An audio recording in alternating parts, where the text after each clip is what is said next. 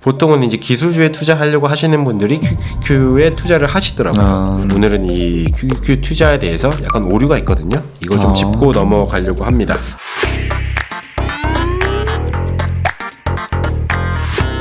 안녕하세요. 머니네버슬립 짐자 에디터입니다. 머니네버슬립의 심대장입니다. 네, 오늘 저희 QQQ에 대한 이야기 좀 해보려고 하잖아요. 이제 국내 투자자분들 사이에서도 되게 관심 있게 많이들 보고 계시고 또 보관하고 계신 ETF가 QQQ인 것 같아요. 이제 최근 그 세이브로 기준으로 보아도 보관금액 순위 5위가 TQQQ고 또 8위가 QQQ고 하더라고요. 왜 이렇게 QQQ에 대한 관심이 높은 걸까요? 일단은 그 요새 투자 그 포트폴리오 같은 걸 보시면 그 기술 섹터를 빼놓고는 이제 투자를 논할 수 없는 시대가 됐죠. 그렇죠. 그게 이제 뭐 비단 한국만의 이슈는 아니고 뭐 미국 투자 섹터에서도 당연히 기술 섹터가 가장 크고 뭐 인도나 뭐 베트남 뭐 어느 나라를 막론하고도 이제 기술 섹터의 어떤 그 규모가 가장 크고 투자자들 역시도 그 기술 섹터에 가장 좀 비중을 많이 가져가는 모습을 보이고 있는데요. 이거는 어쩔 수 없는 게 그 산업이 성장하는 데 있어서 그 모든 섹터에 관련돼서 이제 기술 섹터가 이걸 모두 다 주도를 하고 있는 거죠. 맞아요. 뭐 사실 뉴스 헤드라인 같은 것만 봐도 거의 대부분 뭐 테크업계 이야기들이 엄청 많고 맞아요.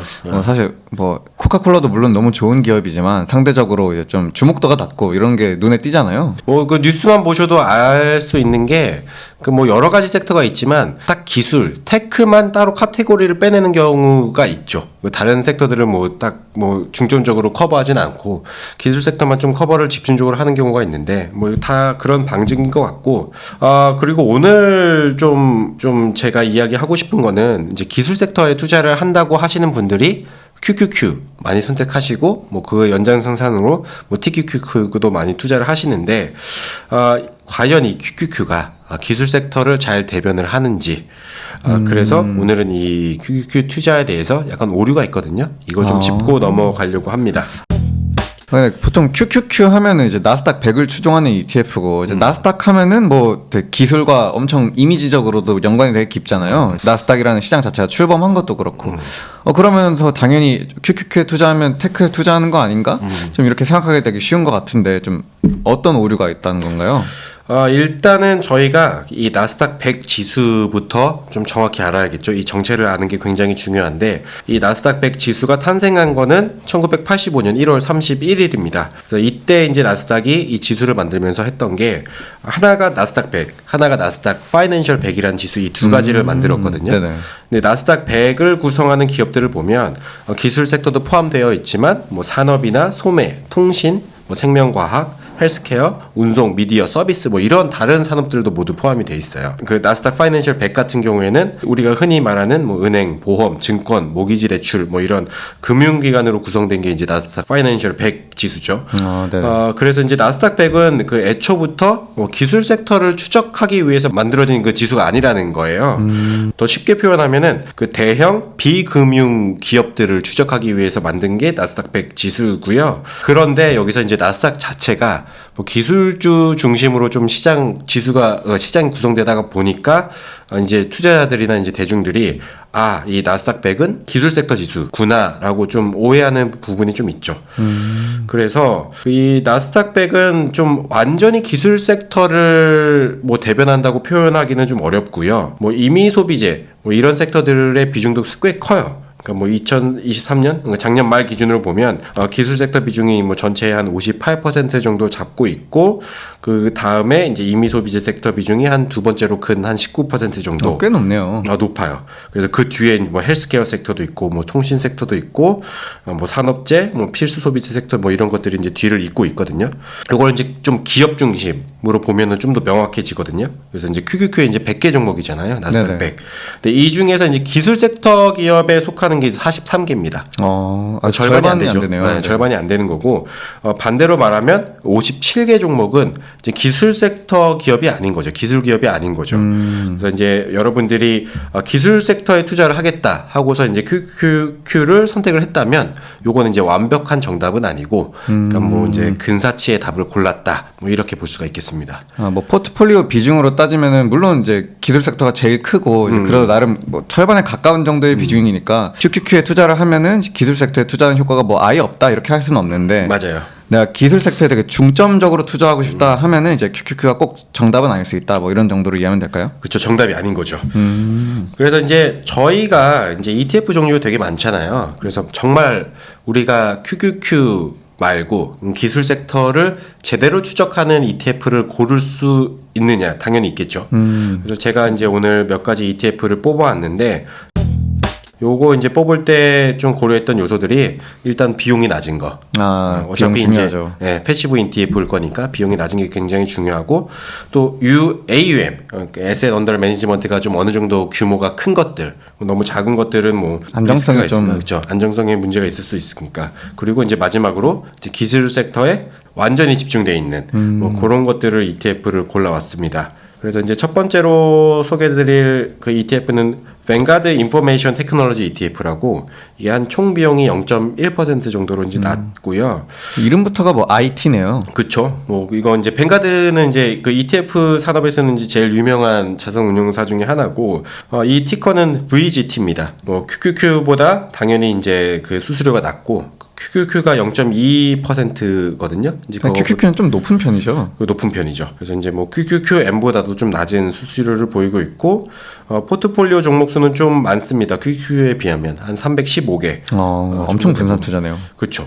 그래서 이제 VGT는 글로벌 산업 분류 표준이라고 하는 게 있어요. 그러니까 GICS에 따라서 분류된 이제 IT 부문의 미국 기업. 이 미국 기업에는 뭐 대기업이랑 중견기업, 중소기업 다 포함되어 있고 이거를 추적하는 지수인 MSCI US Investable Market IT 2550 인덱스라는 게 있어요. 그래서 여기 25 인덱스 이제 이름 되게 길잖아요. 그래서 여기 중간에 이제 25, 50이라는 표현도 있어요. 네네.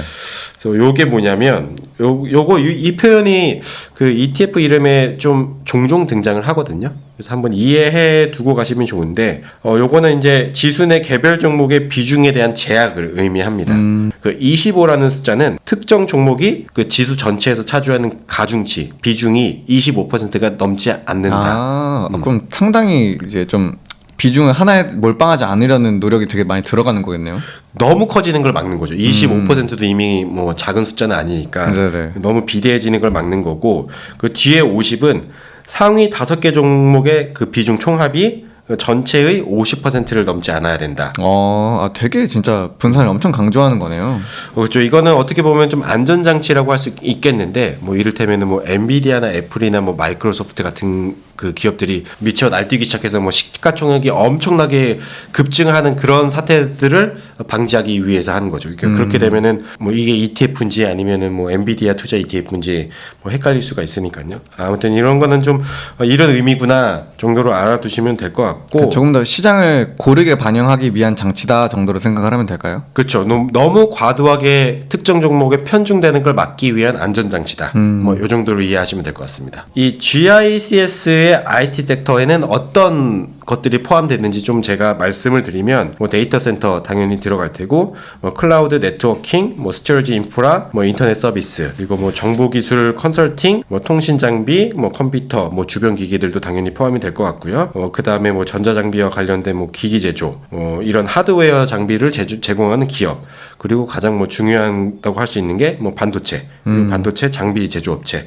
뭐 이런 것들이 다 들어가 있어요. 그러니까 뭐 핵심적인 섹터는 다 들어가 있는 거네요. 그렇죠. IT라고 부를 수 있는 뭐 어떤 그런 사업들은 다 들어가 있다고 보시면 되죠. 그리고 이제 우리가 이제 알아볼 거는 이 IT 섹터에서 이제 어떤 부문들의 비중이 높은지 보면요. 3월 말 기준으로 이제 반도체 부분의 비중이 27.2%. 당연한 역시. 얘기겠죠. 뭐 그 뒤는 뭐 시스템 소프트웨어, 뭐 하드웨어 스토리지 부문, 뭐 애플리케이션 소프트웨어 부문, 뭐 우리가 익히 당연히 포함될 거라고 보는 IT 부문들이 뒤를 잇고 있습니다. 그래서 비중 상위 종목들은 우리한테는 굉장히 익숙한 종목들이에요. 그래서 마이크로소프트, 뭐 요즘 너무 잘 나가죠. 핫하죠. 그리고 애플, 뭐 엔비디아, 브로드컴, 뭐 AMD, 세일즈포스, 어도비, 엑센추어 뭐 이런 기업들이 있는데 여기서 제가 좀 뭐 첨언을 하고 싶은 게 하나 있는 게 이 기업들 중에서 그 세일즈포스랑 엑센추어는 대표적인 기술 기업인데 그 QQQ에는 포함되어 있지 않아요.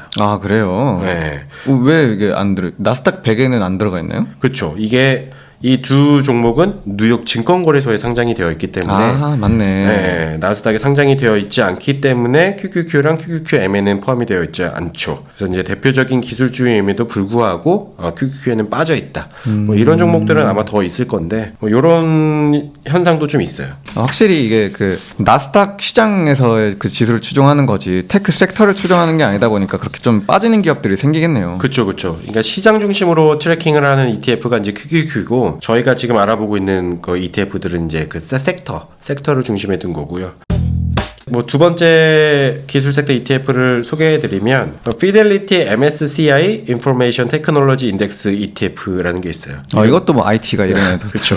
이름 뭐 긴데 이제 티커를 좀 말씀드리면 그 FTEC예요. 그래서 총 비용 F테크 이름 잘 지었네요. 잘 지었죠. 그래서 이제 피델리티에 F 딱 들어가고 그 다음에 테크. 아까 벵가드 거보다 이름은 얘가 훨씬 좋은 것 같아요.